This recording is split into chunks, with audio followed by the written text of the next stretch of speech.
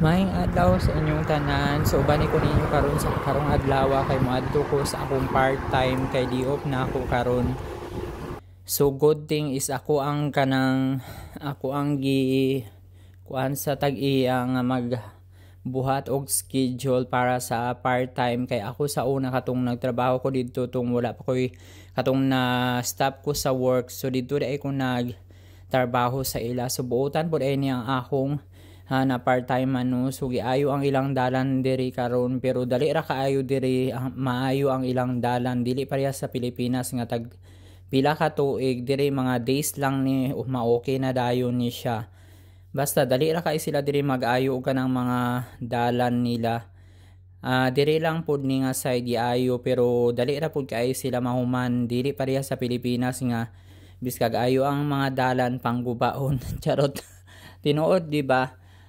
Diri dali ra kay ni siya mga 1 week ra ni siya kay daghan man pud sila magtrabaho kay naapoy agi nga mga train dira pero okay ra gyapon kay biskag giayo ang tunga sa dalan makaagi gyapon ang train ug ang mga sakyanan accessible gyapon dili siya i-close kay sa tunga ra man ang giayo ana.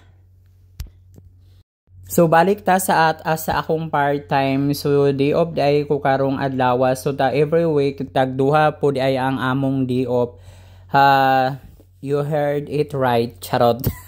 Tinuod to day off me sa isa ka semana. Tag 8 hours pud ang among duty. Tapos free me og pagkaon. So day off day na ako ni karon. Tapos ako na lang magsulod sa part-time kay ako man ang gabuhat sa schedule dito sa mag part-time sa akong gi part-timean dati. Bahalag tagahugas ra ko dito at least maka 40 euro ko sa isa ka adlaw. Okay na to pang grocery na ako tapos pang allowance.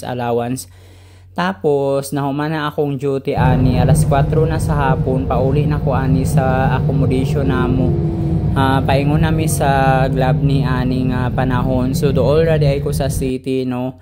Naarami sa tunga-tunga sa Globe ni og sa main square. So maupo na akong ganahan kay do ra kay ko sa city which is kung naay mga kanang unsa kay tawag ana kung naay mga event mas dali ra kay sa ako at kay duol ra kaayo ko pwede ra gani ilako na ako ang main square og ang Globe ni pag kanang ganahan ko maglakaw ra ko ana para exercise pod. Ang ako diyang part-time dito kay 5 hours ang akong duty dito. 11 to 4 ko ga duty dito. Tapos tag 6 euro ang akong per hour. So mga 30 ang akong adlaw sa part-time 5 hours pero gihatagan ko ni tatay og 40 euro. Basta okay ang mood sa tag-iya. Hatagan ko niya og 40. Buutan pud baya ang tag-iya sa ako Giganahan pud sila sa ako ana sila dito na daw ko magtrabaho soon. So abangan kung unsa pay mahitabo sa ako diri sa Croatia. Nagahana ko nga kanang ako lang ning tiwason akong kontrata diri kay bago pa man ko na renew sa hotel. Ako pa siyang timbangon kung okay ba ang ilang ihatag na sweldo og mga benefits. So magaplano di ay ko nga magbakasyon mi sa Italy. So naa day diri among accommodation diri dool ra kay mi sa Sheraton Hotel sa Zagreb. Na dira rami ang among accommodation dira mag-stop ang kanang tram dira mi maghunong tapos lakon lang namo gamay dira na dayon among accommodation. Balik ta sa kanang nag-ID na di ay ko karong panahon na. So 1 year na ang akong ID, June na ang akong ID tapos June 2024, June 2025 siya ma-expired. Which is 1 year na siya. Dati kay kuan man ko kanang seasonal ko ang akong trabaho sa Dubrovnik day ko dati tapos ang akong trabaho dito kay sa hotel ko sa Sheraton Hotel. Tapos karon kay lahi na pod, pero sister company lang gyapon siya sa akong gitrabahoan dati, kay gi-endorse man mi. Ang seasonal ay kanang kuan, tinuod siya nga 6 months lang siya. Tapos pag sa mga isla, mga November agad siya taman, mag-close na pod na ang mga hotel, tapos magbalik na sila sa summer or spring. So mao to gi-endorse ko diri sa city. So tong December diri ko nagtrabaho sa city, na gidala mi diri sa among agency. Tapos gi-endorse mi sa chef namo sa ilang sister company na hotel diri. So mao ni akong gitrabahoan karon. Tapos na stop work gani ko diri mga pila pud to ka months, kay tungod nagka problema ang akong working permit, dugay kay na approve. So mao to gi-apply na pud ko sa akong agency o kanang grocery unta. So selby duha na ang akong employer, kay maana ako magpabalhin na lang ko kay wala po ID, dugay na kay ko sa agency. So mao to na dapat sa grocery na unta ako magtrabaho, pero nauna man ni diri og approve sa hotel ang akong working permit. Tapos gi-request pud ko sa akong chef nga ipabalik ko dito kay wala na tao, kay nag-resign ang isa pud ka Pilipino, kay naka-apply siya bagong trabaho. Tapos dako-dako ang sweldo. Tapos ako ni okay na lang ko, ni balik na lang ko kontra dili ma-okay ang akong papilis.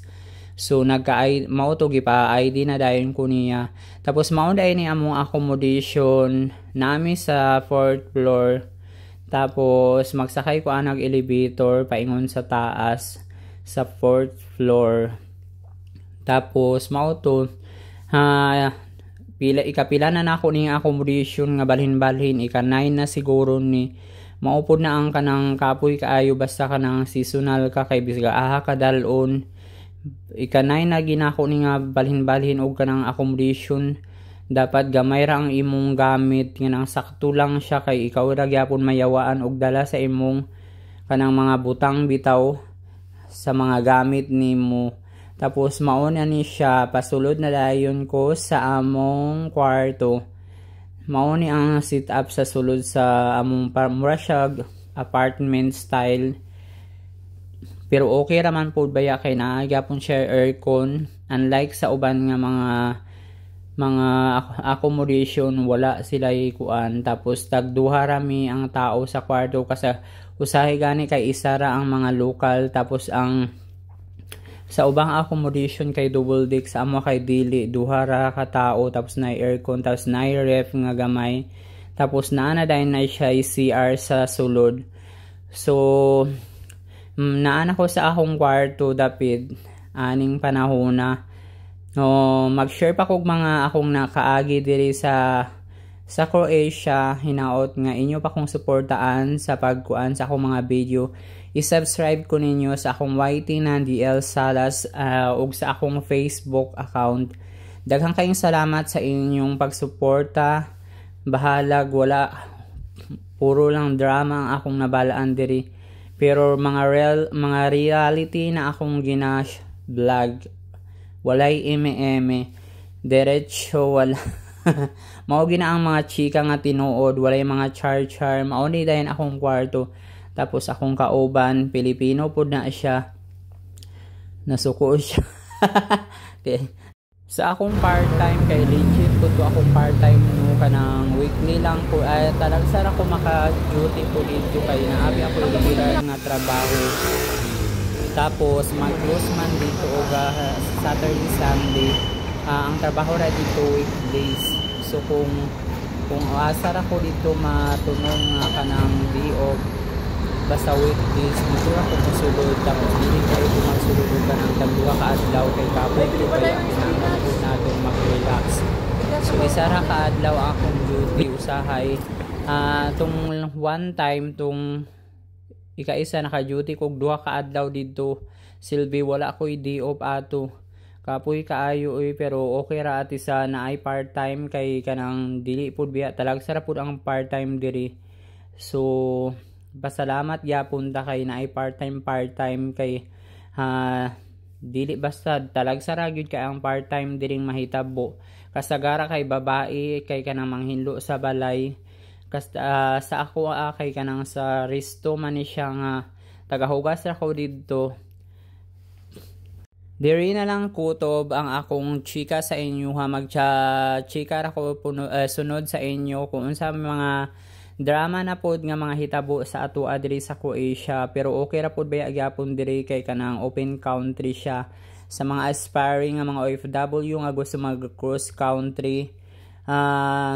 Mag-share ko og mga akong naagian diri sa Croatia para na ako'y mahatag sa inyong idea. Daghang salamat. God bless you everyone.